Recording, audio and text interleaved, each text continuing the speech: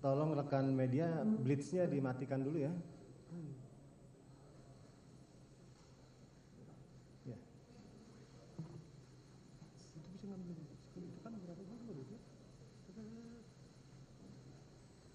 Silakan duduk.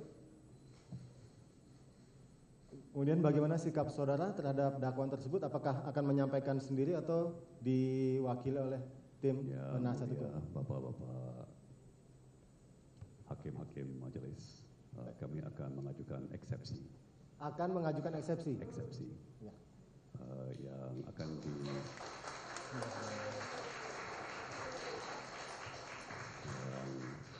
mohon izin akan disampaikan oleh penasihat hukum. Baik, silakan. Terima kasih. Ya, majelis hakim yang kami hormati, mengingat cukup lamanya perkara penyidikan ini dan terdakwa sudah ditahan hampir 4 bulanan, maka kami izin mengajukan eksepsi hari ini juga, saat ini juga. Mohon pengunjung untuk tenang ya, tertib ya.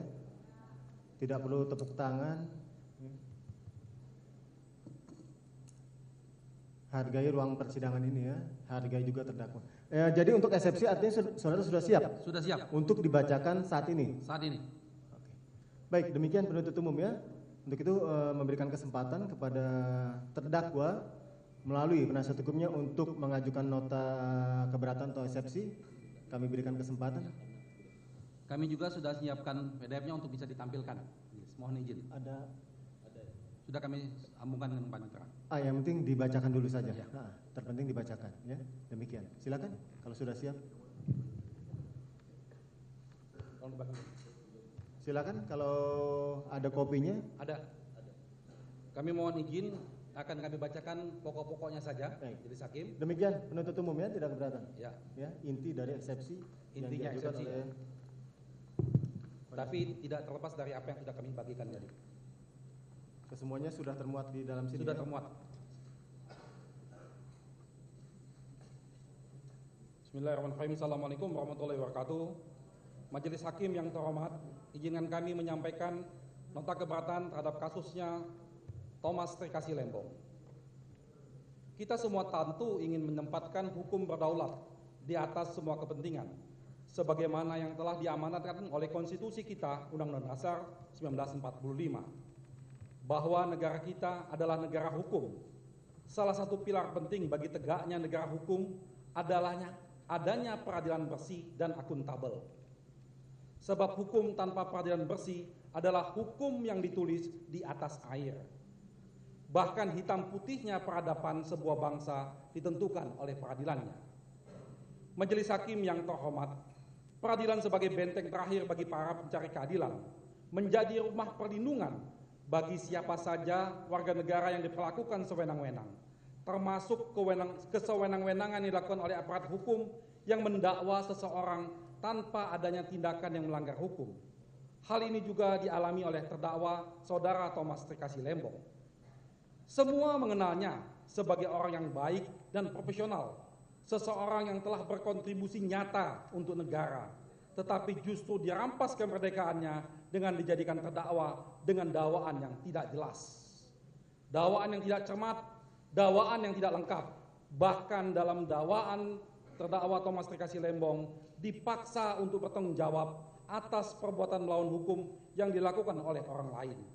Hal ini menunjukkan jaksa penuntut umum sesungguhnya telah error in person dalam perkara ini. Kasus ini jelas-jelas dipaksakan untuk menjerat terdakwa secara sewenang-wenang, karena pasal-pasal dalam undang-undang yang dituduhkan untuk menjerat terdakwa tidak ada sama sekali yang terkait dengan undang-undang tindak pidana korupsi sebagaimana lex specialis, tetapi terkait dengan undang-undang lain yang bukan menjadi kompetensi pengadilan tindak pidana korupsi untuk mengadilinya. Kami sangat prihatin bagaimana sebuah kekuasaan yang dimandatkan oleh peraturan perundang-undangan untuk menegakkan hukum justru digunakan oleh penuntut umum secara sewenang-wenang untuk menghancurkan keadilan seseorang yang harusnya dilindungi. Majelis hakim yang terhormat, sungguh kami miris terdakwa disangka melakukan korupsi, sementara 1 rupiah pun penuntut umum tidak bisa membuktikan adanya aliran dana yang masuk ke terdakwa baik secara langsung ataupun tidak langsung. Bahkan semua kinerja keuangan selama beliau menjabat sebagai Menteri Perdagangan pada tahun 2015-2016 telah diaudit oleh Badan Pemeriksa Keuangan dan tidak ditemukan sama sekali adanya penyelewengan pengelolaan keuangan, semuanya clean and clear. Kami percaya Majelis Hakim yang terhormat akan memimpin persidangan ini dengan seadil-adilnya, memulihkan hak keadilan bagi terdakwa yang dirampas secara paksa dan sewenang-wenang, mengembalikannya kepada keluarga yang telah lama menantinya dengan penuh air mata kepedihan. Majelis Hakim yang terhormat, dengan ini izinkan kami penasihat hukum Saudara Thomas Trikasih Lembong menyampaikan nota keberatan eksepsi sebagai berikut. Izin melanjutkan yang mulia.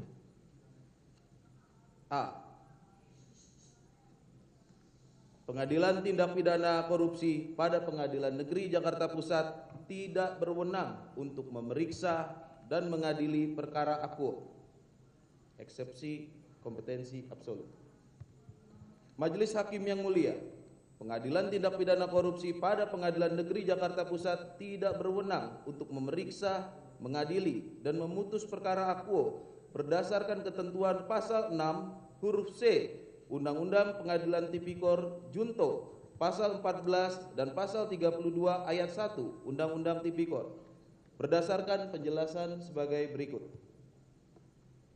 Bahwa di dakwaan primer dan dakwaan subsidiar, terdakwa dipersalahkan pada pokoknya melanggar peraturan-peraturan yang dijadikan dasar dalam surat dakwaan untuk menyatakan adanya unsur perbuatan melawan hukum tindak pidana korupsi sebagaimana diatur dalam pasal 2 ayat 1 dan pasal 3 Undang-Undang Tipikor. Ketentuan peraturan perundang-undangan yang dijadikan dasar hukum dalam surat dakwaan jaksa penuntut umum merupakan norma hukum dalam ruang lingkup perdagangan dan pangan yang mengatur secara khusus sanksi pidana di bidang perdagangan dan pangan, bukan sanksi di bidang tindak pidana korupsi. 2. Bahwa Undang-Undang Pangan, Undang-Undang Perlindungan dan Pemberdayaan Petani maupun Undang-Undang Perdagangan mengatur ketentuan khusus mengenai sanksi atau ketentuan pidana, sehingga ditinjau dari hukum pidana formil, peraturan-peraturan tersebut merupakan ketentuan pidana khusus atau istimewa atau dikenal dalam hukum lex specialis systematic. Lebih lanjut, peraturan mengenai peraturan pemerintah nomor 60 tahun 2008, peraturan presiden nomor 71 tahun 2015, dan juga peraturan Menteri Perdagangan merupakan perbuatan-perbuatan administratif. 3. Bahwa Undang-Undang Tindak Pidana Korupsi telah memberikan batasan-batasan terhadap perbuatan apa saja yang memenuhi unsur perbuatan melawan hukum dalam pasal 2 dan pasal 3 Undang-Undang Tindak Pidana Korupsi, yaitu sebagaimana telah dinyatakan secara tegas dalam pasal 14 Undang-Undang Tindak Pidana Korupsi beserta penjelasannya, di mana disebutkan bahwa yang dimaksud dengan ketentuan yang berlaku dalam undang-undang ini adalah baik hukum pidana material maupun untuk hukum pidana formil. Berdasarkan ketentuan pasal 14 Undang-Undang Tindak Pidana Korupsi, Undang-Undang Tindak Pidana Korupsi hanya diberlakukan terhadap seseorang yang melakukan perbuatan melawan hukum terhadap undang-undang yang mengatur sanksi tindak pidana korupsi, seperti pelanggaran terhadap undang-undang tentang ketentuan umum dan tata cara perpajakan yang menyatakan secara tegas adanya sanksi tindak pidana korupsi. 4. Bahwa maksud dari tujuan pasal 14 Undang-Undang Tipikor tersebut sejalan dengan pasal 5 dan pasal 6 Undang-Undang Tindak Pidana Korupsi, di mana pasal 6 huruf C Undang-Undang Pengadilan Tipikor menyatakan bahwa Pengadilan Tindak Pidana Korupsi hanya berwenang memeriksa, mengadili, dan memutus perkara tindak pidana yang secara tegas dalam undang-undang lain ditentukan sebagai tindak pidana korupsi. Sedangkan pelanggaran yang disebutkan dalam dakwaan jaksa penuntut umum tidak ada satupun yang secara tegas dinyatakan dalam undang-undang sebagai tindak pidana korupsi. Inkasu, Undang-Undang Pangan, Undang-Undang Perlindungan dan Pemberdayaan Petani, serta Undang-Undang Perdagangan. Tidak ada undang-undang tindak pidana korupsi.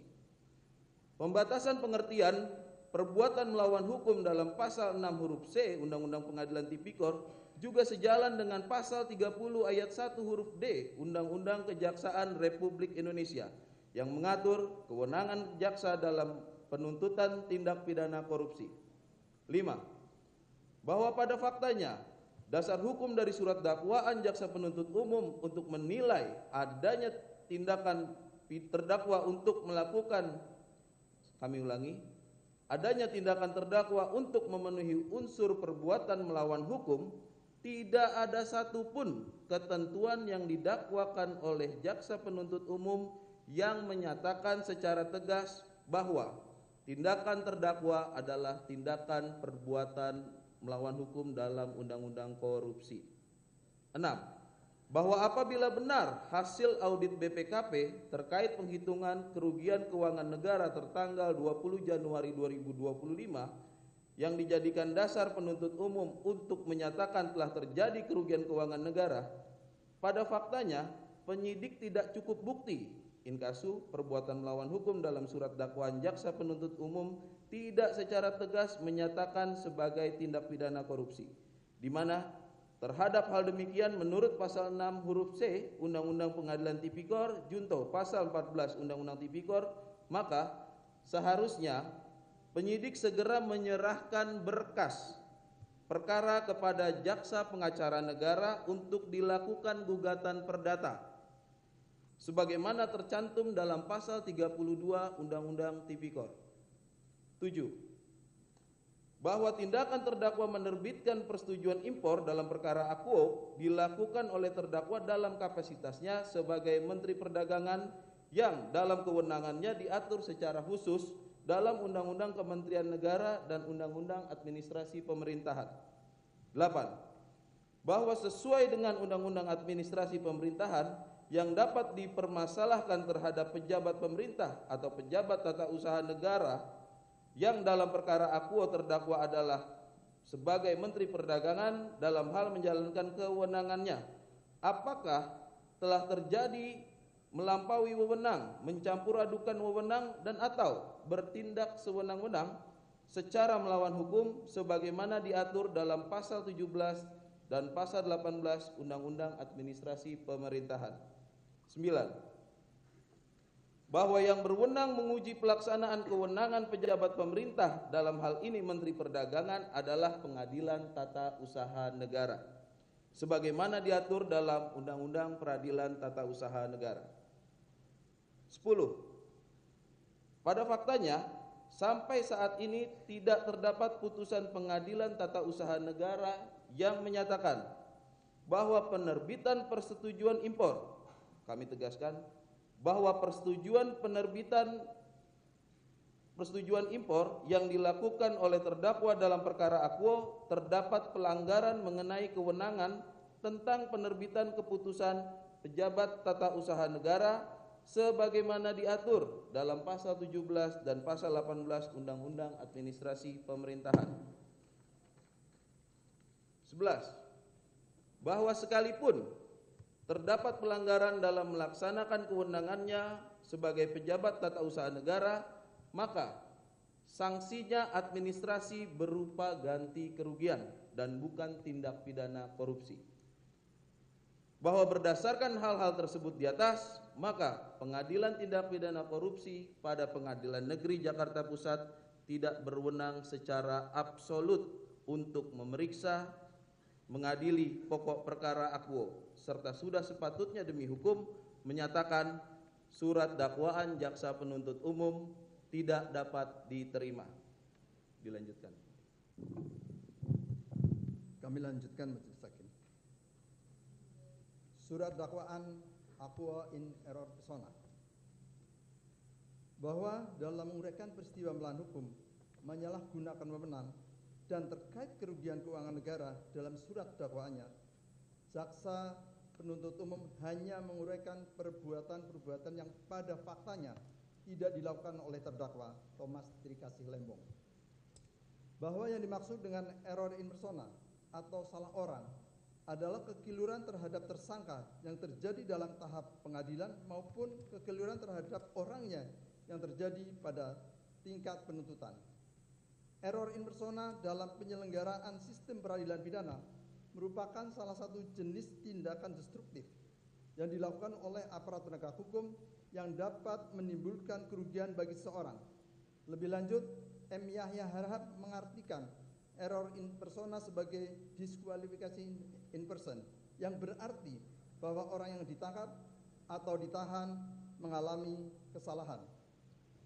Bahwa mengacu halaman 28 dan 33 surat dakwaan, diperoleh fakta bahwa pihak-pihak yang melakukan pembayaran baik kepada pajak dan atau PT PPI, inkasu bea masuk, PDRI dan jual beli gula sampai akhirnya oleh jaksa penuntut umum dijadikan sebagai dasar untuk menyatakan telah terjadi kerugian keuangan negara adalah transaksi yang tidak dilakukan oleh terdakwa melainkan dilakukan oleh 9 perusahaan swasta selaku penjual gula dan sebagai wajib pajak.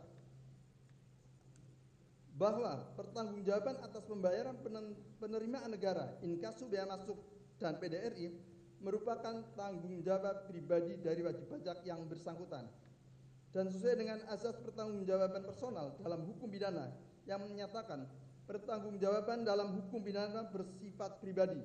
Dengan demikian, terdakwa selaku Menteri Perdagangan demi hukum tidak dapat dimintai pertanggungjawaban atas perbuatan yang dilakukan oleh orang lain. Kami tegaskan kembali, terdakwa selaku Menteri Perdagangan demi hukum tidak dapat dimintai pertanggungjawaban atas perbuatan yang dilakukan oleh orang lain. Bahwa oleh karena jaksa penuntut umum dalam surat dakwaannya telah menetapkan terdakwa sebagai pihak yang ikut bertanggung jawab atas perbuatan yang dilakukan oleh 9 perusahaan dengan PT PPI, telah membuktikan jaksa penuntut umum telah error in persona dalam menetapkan Thomas Trikasih Lembong sebagai terdakwa dalam perkara ini.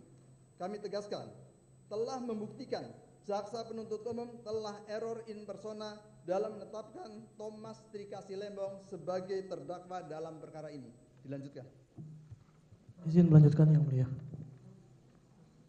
Kegiatan importasi gula dalam perkara aku periode 2015 sampai dengan 2016 telah diaudit oleh Badan Pemeriksa Keuangan Republik Indonesia selaku lembaga yang memiliki kewenangan konstitusionalitas untuk menyatakan ada atau tidaknya kerugian keuangan negara. Dengan demikian, dakwaan penuntut umum yang didasarkan pada laporan hasil audit perhitungan kerugian keuangan negara nomor PE 03-R/R-51-D5-01/2025 tanggal 20 Januari 2025 dari Badan Pengawasan Keuangan dan Pembangunan Republik Indonesia haruslah dinyatakan batal demi hukum. Bahwa dalam surat dakwaannya, jaksa penuntut umum menyatakan telah terjadi kerugian keuangan negara dalam perkara akuo yang didasarkan pada laporan hasil audit BPKP terkait perhitungan kerugian keuangan negara tertanggal 20 Januari 2025 sebagaimana tercantum dalam halaman 6, 44, 51 dan 90 surat dakwaan jaksa penuntut umum dianggap telah dibacakan. Bahwa pada faktanya kegiatan importasi gula di Kementerian Perdagangan pada tahun 2015 sampai dengan 2016 di mana terdakwa Thomas Trikasih Lembong menjabat sebagai Menteri Perdagangan Republik Indonesia tahun 2015 sampai 2016 telah diaudit oleh BPKRI berdasarkan laporan hasil pemeriksaan atas perencanaan, pelaksanaan dan pengawasan tata niaga impor tahun 2015 sampai dengan semester 1 tahun 2017 pada Kementerian Perdagangan dan instansi atau entitas terkait nomor 47 tertanggal 2 Maret 2018. Untuk selanjutnya disebut sebagai LHP BPK 2015 sampai dengan 2017. Di mana LHP BPK 2015 sampai dengan 2017 tersebut telah menyimpulkan tidak terjadi kerugian keuangan negara dalam kegiatan importasi gula di Kementerian Perdagangan tahun 2015 sampai dengan 2016. Bahwa Berdasarkan pasal 62 ayat 2 Undang-Undang Perbendaharaan Negara, BPK hanya akan menindaklanjuti pemeriksaan dengan audit investigatif perhitungan kerugian keuangan negara apabila dalam pemeriksaan yang dilakukan oleh BPK RI ditemukan kerugian keuangan negara dan unsur pidana. Bahwa kewenangan BPK RI dalam melaksanakan audit tersebut senyatanya didasarkan pada pasal 23E ayat 1 Undang-Undang Dasar 1945 yang menentukan BPK RI berwenang untuk memeriksa pengelolaan dan tanggung jawab tentang keuangan negara dan ditegaskan kembali dalam pasal 10 ayat 1 Undang-Undang BPK. Hal ini juga ditegaskan dalam Surat Edaran Mahkamah Agung Republik Indonesia nomor 4 tahun 2016 yang telah diubah dengan SEMA RI nomor 1 tahun 2005 yang intinya menyatakan bahwa yang memiliki wewenang untuk mendeklarasikan kerugian keuangan negara adalah Badan Pemeriksa Keuangan RI.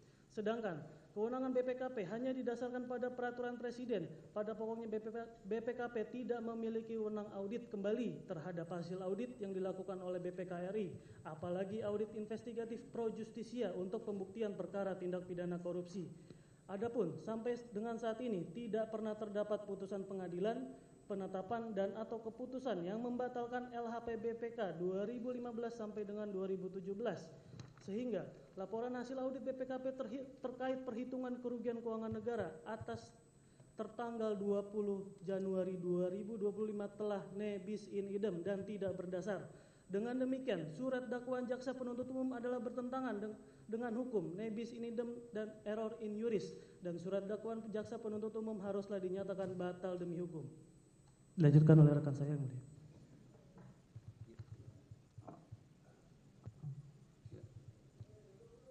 D. Surat dakwaan jaksa penuntut umum disusun secara tidak jelas, tidak cermat, dan tidak lengkap.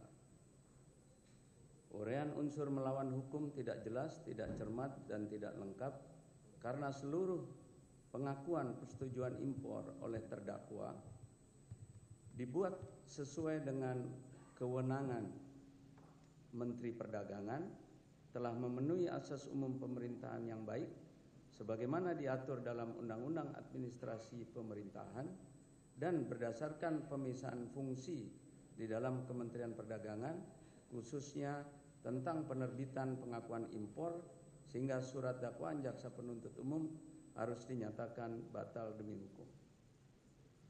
Bahwa jaksa penuntut umum dalam dakwaan halaman 2 sampai dengan halaman 4 dan halaman 49 sampai dengan halaman 51 menguraikan unsur melawan hukum yang merujuk pada kebijakan-kebijakan Menteri Perdagangan sebagai berikut, dianggap dibacakan, bahwa uraian dakwaan jaksa penuntut umum tersebut tidak cermat dikarenakan seluruh peristiwa yang diuraikan oleh jaksa penuntut umum tidak memperhatikan proses penugasan Menteri BUMN kepada PT PPI dan juga adanya pasal 5 ayat 8 Perpres nomor 71/2015 tentang penetapan dan penyimpanan barang kebutuhan pokok dan barang penting. Bahwa penugasan PT PPI didasarkan pada surat Menteri BUMN nomor S 887/MBU/12/2015 tanggal 14 Desember 2015 dan rapat koordinasi tertanggal 28 Desember 2015. Bahwa untuk melaksanakan penugasan tersebut, PPI dapat melakukan kerjasama dengan badan usaha lainnya, dalam hal ini melakukan kerjasama dengan 8 perusahaan swasta sebagaimana diatur dalam pasal 5 ayat 8 Perpres 71/2015 dianggap dibacakan. Bahwa keputusan Menteri Perdagangan berupa pengakuan impor harus melalui tahapan pengecekan syarat-syarat permohonan persetujuan impor yang pelaksanaannya dilakukan oleh Dirjen Daklu dari Kementerian Perdagangan dan persetujuan impor diterbitkan oleh Dirjen Perdagangan Luar Negeri. Bahwa berdasarkan pasal 8 ayat 2 huruf A jungto pasal 9 ayat 2 huruf C Undang-Undang Kementerian Negara, pada pokoknya kewenangan menteri, ya inkasu Menteri Perdagangan adalah merumuskan, menetapkan dan di bidangnya, yang dalam pelaksanaan kewenangan tersebut Menteri Perdagangan dibantu oleh Dirjen sebagai pelaksana. Bahwa keputusan yang dikeluarkan oleh terdakwa dalam perkara akuo secara hukum merupakan suatu keputusan tata usaha negara sebagaimana dimaksud pasal 1 angka 3 Undang-Undang Peradilan Tata Usaha Negara.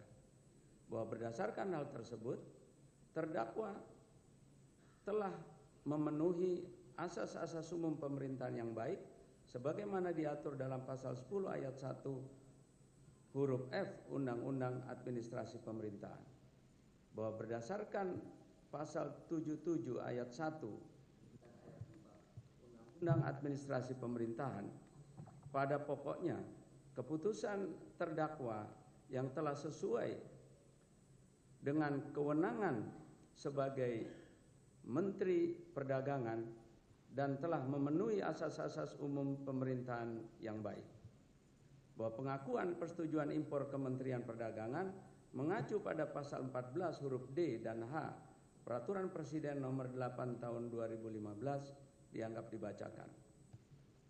Bahwa penerbitan pengakuan persetujuan impor adalah merupakan pelaksanaan kewenangan terdakwa sebagai Menteri Perdagangan yang kewenangannya diberikan oleh undang-undang, sehingga penilaian terhadap penggunaan kewenangan terbatas pada ketentuan pasal 17 dan pasal 18 Undang-Undang Administrasi Pemerintahan. Bahwa berdasarkan hal-hal tersebut di atas, uraian unsur melawan hukum tidak jelas, tidak cermat, dan tidak lengkap karena seluruh pengakuan persetujuan impor oleh terdakwa merupakan tindakan administratif dalam jabatan sebagai Menteri Perdagangan yang dilaksanakan sesuai kewenangan sebagai Menteri Perdagangan serta telah memenuhi asas-asas umum pemerintahan yang baik sebagaimana diatur dalam Undang-Undang Administrasi Pemerintahan. Dilanjutkan yang mulia. Izin yang melanjutkan yang mulia. D2.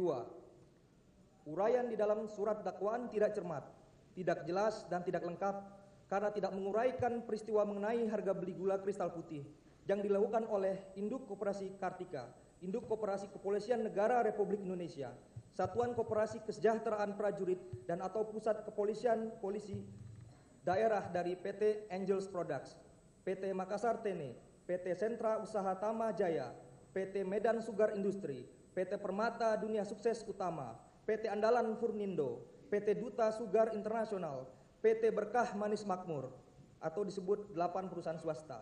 Meskipun dalam dakwaan bea masuk dan pajak dalam rangka impor dari realisasi kerjasama telah menjadi dasar perhitungan kerugian negara. Majelis Hakim yang mulia, surat dakwaan jaksa penuntut umum tidak cermat, tidak jelas, dan tidak lengkap karena tidak menguraikan peristiwa mengenai harga beli GKP yang dilakukan oleh Induk Koperasi Kartika, Induk Koperasi Kepolisian Negara Republik Indonesia, serta Satuan Koperasi Kesejahteraan Prajurit dan atau Pusat Koperasi Polisi Daerah dari 8 perusahaan swasta berdasarkan penjelasan sebagai berikut. 1. Bahwa jaksa penuntut umum di dalam surat dakwaannya menguraikan pelaksanaan operasi pasar GKP yang dilakukan oleh Induk Koperasi Kartika atau Inkopkar, Induk Koperasi Kepolisian Negara Republik Indonesia Inkopol, serta Satuan Koperasi Kesejahteraan Prajurit dan atau Pusat Koperasi Polisi Daerah atau selanjutnya disebut dengan SKKP atau Puskopol, sebagaimana tercantum di dalam halaman 9 sampai dengan 38 dan halaman 52 sampai dengan 83 surat dakwaan. Namun di dalam hal ini, jaksa penuntut umum tidak menguraikan harga jual beli GKP oleh Inkop Kartika, Inkopol, dan SKKP atau Puskopol TNI Polri dari 8 perusahaan swasta dalam pelaksanaan operasi pasar GKP. Bahwa dalam surat dakwaan jaksa penuntut umum juga telah menguraikan adanya keuntungan sebesar Rp75 per kilogram untuk Induk Koperasi Kartika tanpa menyebutkan dasar harga jual beli GKP yang dibeli dari PT Angels Products sebagai berikut, dianggap dibacakan.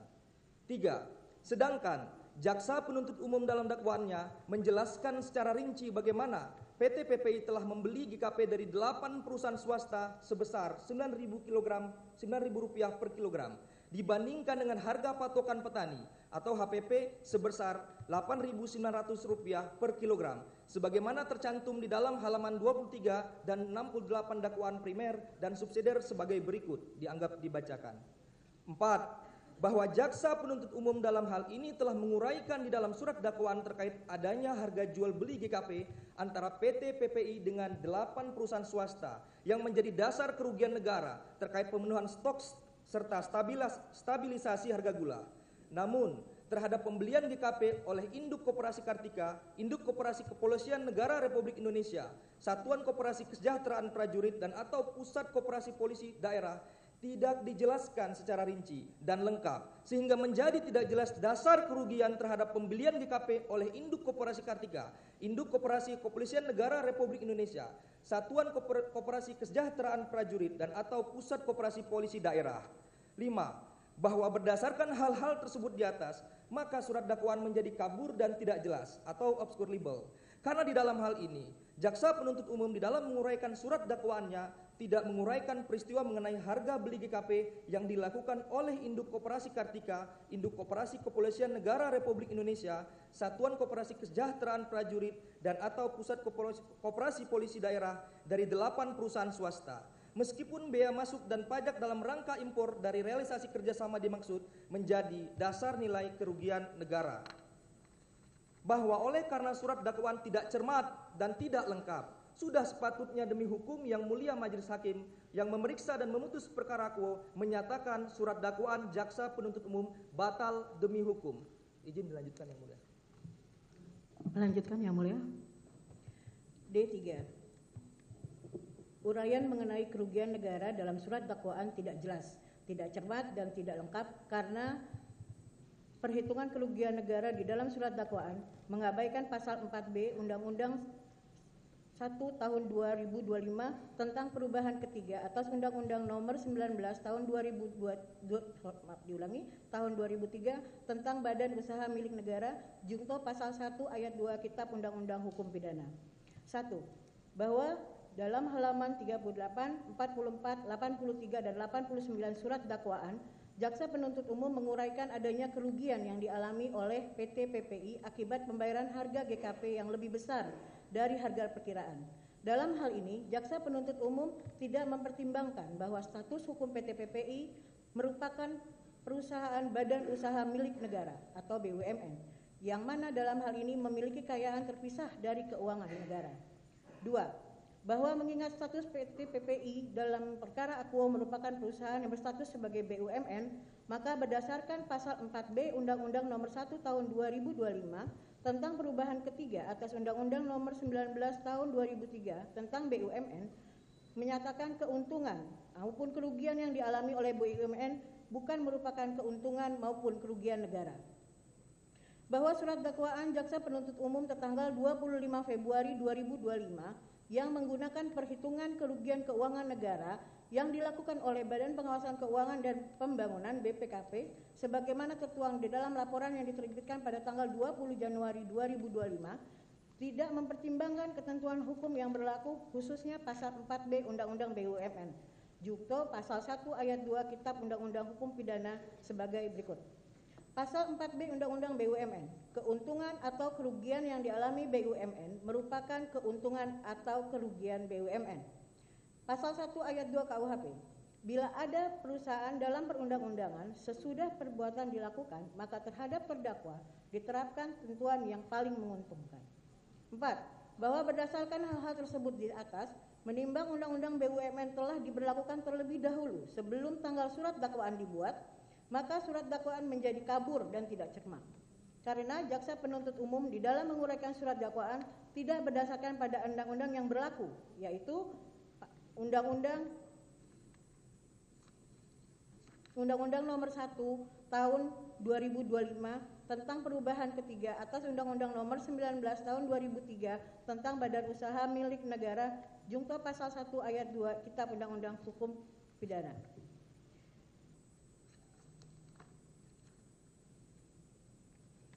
Yang tidak mempertimbangkan status PT PPI yang merupakan perusahaan yang berstatus sebagai BUMN. Dalam hal ini, jaksa penuntut umum tidak teliti dalam mempersiapkan surat dakwaan.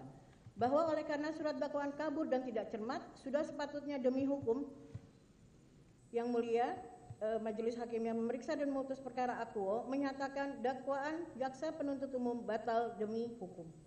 Lanjutkan, Yang Mulia. Izin lanjutkan, Yang Mulia. D4, jaksa penuntut umum telah tidak jelas dan tidak cermat dalam menyusun surat dakwaan, di mana dalam surat dakwaannya jaksa penuntut umum menggunakan harga patokan petani dalam menyimpulkan adanya kemahalan harga beli dan selisih keuntungan yang diterima 9 perusahaan swasta dari hasil jual beli GKP dengan PT PPI. 1.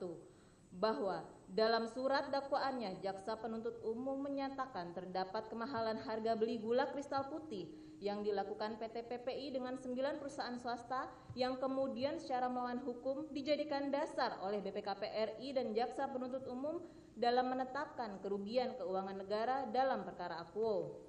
Bahwa dalam halaman 28, 33, 74, dan 78 surat dakwaan penuntut umum, jaksa penuntut umum menguraikan adanya kerugian yang dialami oleh PT PPI akibat pembayaran harga GKP yang lebih mahal dari harga patokan petani. Padahal dalam surat dakwaan, GKP dibeli oleh PT PPI dari 9 perusahaan swasta yang merupakan importir sekaligus produsen gula, bukan dari petani, sehingga tidak tepat apabila perhitungan jaksa penuntut umum didasarkan pada harga patokan petani. Bahwa hal tersebut telah membuktikan jaksa penuntut umum tidak jelas, tidak cermat dalam menyusun surat dakwaan karena jaksa penuntut umum mencampur adukan antara kedudukan petani dengan kedudukan 9 perusahaan swasta yang berkedudukan sebagai importir dan produsen gula. Padahal dalam dakwaannya, jaksa penuntut umum telah mengetahui mengenai kedudukan 9 perusahaan swasta sebagai importir dan produsen gula, dan harga patokan petani hanya berlaku di tingkat petani. Hal ini sebagaimana diatur dalam pasal 1 angka 2 Peraturan Menteri Perdagangan nomor 35 tahun 2015 tentang penetapan harga patokan petani gula kristal putih tahun 2015 dan pasal 1 angka 2 Peraturan Menteri Perdagangan nomor 42 tahun 2016 tentang penetapan harga patokan petani gula kristal putih tahun 2016 yang menentukan harga patokan petani yang selanjutnya disingkat HPP adalah patokan harga gula kristal putih di tingkat petani. Saya ulangi, di tingkat petani. Bahwa surat dakwaan jaksa penuntut umum juga tidak mencantumkan dasar hukum atau peraturan perundang-undangan yang relevan dalam menentukan harga patokan petani dalam perkara akuo. Selain hal tersebut di atas, dalam surat dakwaan akuo, penuntut umum telah tidak jelas dan tidak cermat dalam memberikan rincian nilai kerugian keuangan negara, di mana dalam surat dakwaan akuo tidak diuraikan mengenai metode perhitungan masing-masing komponen sehingga bisa mendapatkan penghitungan kerugian keuangan negara sebesar Rp579.411.622,47 sehingga terbukti jaksa penuntut umum tidak memberikan gambaran yang jelas dan cermat tentang akibat dari tindak pidana yang didakwakan terhadap terdakwa. Dengan demikian, telah terang dan jelas bahwa surat dakwaan akuo disusun secara tidak cermat, tidak jelas, dan tidak lengkap. Bahwa dengan demikian, sudah seharusnya surat dakwaan jaksa penuntut umum dinyatakan batal demi hukum. Selanjutnya, D5. Mengenai surat dakwaan tidak cermat, tidak jelas, dan tidak lengkap karena tidak menguraikan peristiwa dugaan tindak pidana korupsi dalam kegiatan importasi gula di Kementerian Perdagangan sejak tahun 2015 sampai dengan tahun 2023 sebagaimana surat perintah penyelidikan, surat perintah penyidikan, surat penetapan tersangka, dan surat penetapan penahanan yang menjadi satu kesatuan dengan surat dakwaan.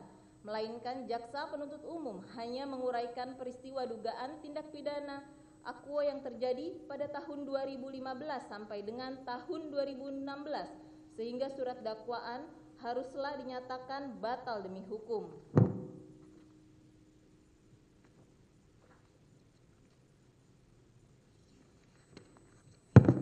bahwa dalam halaman 1 sampai dengan 4 surat dakwaannya, surat dakwaan jaksa penuntut umum tidak menguraikan peristiwa dugaan tindak pidana korupsi dalam kegiatan importasi gula di Kementerian Perdagangan dalam kurun waktu tahun 2015 sampai dengan tahun 2023, melainkan jaksa penuntut umum hanya menguraikan dugaan tindak pidana yang terjadi sejak bulan Agustus tahun 2015 sampai dengan bulan Juli tahun 2016 atau pada waktu lain dalam tahun 2015 sampai dengan tahun 2016, bahwa kewajiban jaksa penuntut umum dalam menyusun dan menguraikan dugaan tindak pidana yang dilakukan oleh terdakwa sejak tahun 2015 sampai dengan 2023 padahal telah dinyatakan dalam surat yang dikeluarkan oleh penyidik, antara lain surat perintah penyelidikan dari Direktur Penyidikan pada Jaksa Agung Muda Tindak Pidana Khusus nomor print strip 29-F-2-1-07-07-2023 tanggal 31 Juli 2023, surat perintah penyidikan Direktur Penyidikan Jaksa Agung Muda Tindak Pidana Khusus nomor print strip 54-F-2-F-D-2-10-2023 tanggal 3 Oktober 2023. Ketiga, juga dijelaskan dalam surat penetapan tersangka Direktur Penyidikan Jaksa Agung Muda Tindak Pidana Khusus nomor TAP strip 60-F-2-F-D-2-10-2024 tanggal 29 Oktober 2024 dan surat perintah penahanan Direktur Penyidikan Jaksa Agung Muda Tindak Pidana Khusus nomor print strip 50-F-2-F-D-2-10-2024 tertanggal 29 Oktober 2024, bahwa dari keempat surat tersebut di atas, dugaan tindak pidana korupsi dalam importasi gula di Kementerian Perdagangan diduga terjadi dalam kurun waktu tahun 2015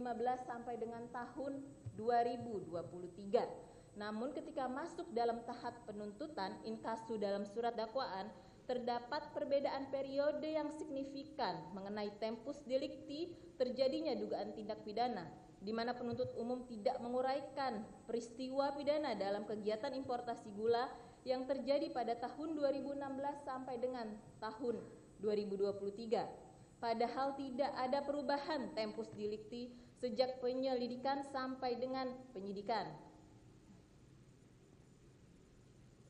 Bahwa berdasarkan pasal 139 jungto pasal 140 ayat 1 Kitab Undang-Undang Hukum Acara Pidana, maka jaksa penuntut umum dalam menyusun surat dakwaan adalah wajib menyesuaikan tempus delicti yang dinyatakan dalam penyelidikan dan penyidikan.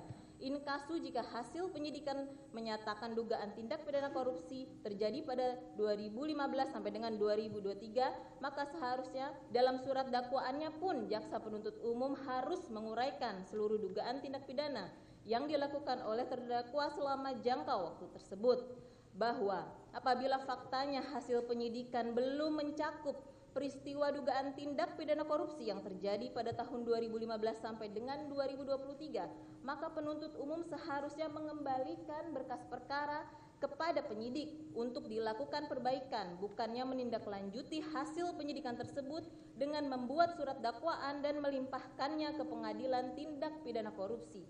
Hal ini membuktikan jaksa penuntut umum dalam menyusun surat dakwaan telah tidak jelas, tidak cermat, dan tidak lengkap, bahwa oleh karena surat dakwaan disusun secara tidak jelas, tidak cermat, dan tidak lengkap, maka berdasarkan pasal 143 ayat 3 KUHP, surat dakwaan jaksa penuntut umum batal demi hukum, sehingga sudah sepatutnya Yang Mulia Majelis Hakim yang memeriksa dan memutus perkara quo menyatakan surat dakwaan jaksa penuntut umum batal demi hukum. Dilanjutkan Yang Mulia. Lanjutkan Yang Mulia. Kesimpulan, Majelis Hakim yang mulia, penuntut umum yang kami hormati. Berdasarkan seluruh hal-hal yang telah dikemukakan di atas, maka dapat diambil kesimpulan sebagai berikut. 1. Pengadilan Tindak Pidana Korupsi pada Pengadilan Negeri Jakarta Pusat tidak berwenang untuk memeriksa, mengadili, dan memutus perkara akuo, sehingga sudah sepatutnya demi hukum menyatakan bahwa surat dakwaan jaksa penuntut umum tidak dapat diterima. 2. Surat dakwaan jaksa penuntut umum haruslah dinyatakan batal demi hukum oleh karena telah menetapkan terdakwa sebagai pihak yang ikut bertanggung jawab atas perbuatan yang dilakukan oleh 9 perusahaan dengan PT PPI.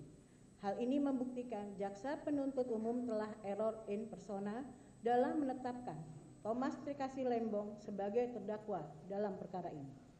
3. Surat dakwaan jaksa penuntut umum haruslah dinyatakan batal demi hukum oleh karena dalam mendalilkan unsur kerugian keuangan negara pada perkara Akuo, jaksa penuntut umum menggunakan laporan hasil audit yang dikeluarkan BPKP-RI. Sedangkan pada tahun 2018, BPK-RI sebagai lembaga yang berwenang secara konstitusional menghitung kerugian keuangan negara telah melakukan pemeriksaan terhadap kegiatan importasi gula di Kementerian Perdagangan berdasarkan LHP BPK 2015-2017 yang menyimpulkan tidak ada kerugian keuangan negara. Surat dakwaan jaksa penuntut umum tidak lengkap, tidak cermat, dan tidak jelas, sehingga tidak memenuhi ketentuan pasal 143 ayat 2 huruf B KUHP. Dan oleh karenanya surat dakwaan jaksa penuntut umum sudah sepatutnya dinyatakan batal demi hukum. Dilanjutkan. Majelis Hakim yang kami hormati, penuntut umum dan hadirin yang kami sayangi. Sampailah kami kepada permohonan, berdasarkan seluruh uraian yang telah disampaikan dalam eksepsi ini, maka penasihat hukum terdakwa mohon agar Majelis Hakim Pengadilan Tindak Pidana Korupsi pada Pengadilan Negeri Jakarta Pusat yang memeriksa dan memutus perkara ini dapat memberikan putusan sebagai berikut. 1. Menerima dan mengabulkan eksepsi dari penasihat hukum terdakwa Thomas Trikasih Lembong untuk seluruhnya. 2. Menyatakan Pengadilan Tindak Pidana Korupsi pada Pengadilan Negeri Jakarta Pusat tidak berwenang secara absolut untuk memeriksa dan mengadili perkara Akuo. 3. Menyatakan surat dakwaan jaksa penuntut umum nomor rek perkara PDS 06M110 FT102/2025 tertanggal 25 Februari 2025 disusun secara tidak cermat, tidak jelas, dan tidak lengkap atau obscure libel. Menyatakan surat dakwaan jaksa penuntut umum nomor sebagaimana yang dimaksud tertanggal 25 Februari 2025 batal demi hukum netik van request. Menyatakan surat dakwaan jaksa penuntut umum nomor sebagaimana dimaksud tertanggal 25 Februari 2025 tidak dapat diterima need of overclock, membebaskan terdakwa dari tahanan seketika setelah putusan selah dibacakan. 7. Memerintahkan penuntut umum untuk membebaskan terdakwa dari tahanan seketika setelah putusan selah dibacakan. 8. Memerintahkan penuntut umum untuk melakukan rehabilitasi dan memulihkan nama baik dan kedudukan hukum terdakwa sesuai dengan harkat dan martabat terdakwa. 9. Membebankan biaya perkara ini kepada negara atau dalam hal yang mulia majelis hakim berpendapat lain, mohon putusan yang seadil-adilnya ex aequo et bono. Demikianlah eksepsi yang kami ajukan ini sebagai pelaksanaan dari hak azazi yang diberikan oleh undang-undang kepada terdakwa. Hormat kami, penasihat hukum Thomas Trikasih Lembong. Terima kasih.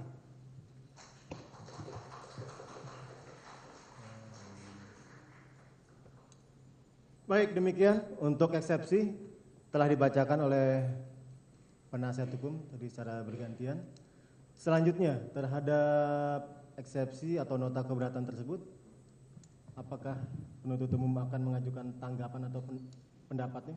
Izin yang mulia, kami atas nota keberatan atau eksepsi dari terdakwa akan mengajukan tanggapan secara tertulis yang mulia. Oleh karena itu kami mohon waktu 1 minggu untuk menyusun tanggapan tersebut. Kalau tidak sampai 1 minggu, bisa? Selasa tanggal 11? Kami siap yang mulia. Selasa tanggal 11 ya. Demikian.